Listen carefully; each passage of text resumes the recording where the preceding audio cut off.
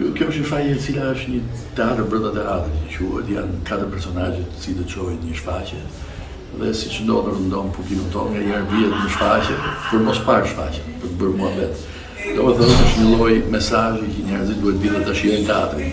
Ne jemi 4 personazhe që shkojmë ambientin, unë jam më i dashuruar i shfaqjes dhe kam 3 personazhe të tjerë që po bëjnë normujë tani, që janë ata të cilët çfarë nuk bëjnë në shfaqje, vetëm shfaqje nuk e shohin.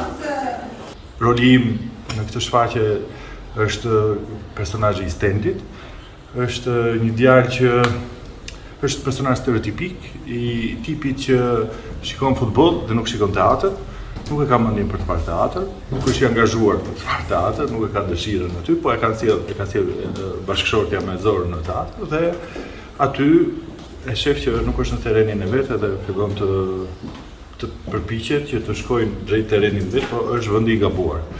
Është një komedi shumë e fortë, do të ketë shumë të qeshura, shpresoj. Dhe në të njëjtën kohë është shumë e bukur që mezi presim ta luajmë dhe mezi presim të shohim feedbackun e publikut. Jam shumë e lumtur që jam përsëri në Fier.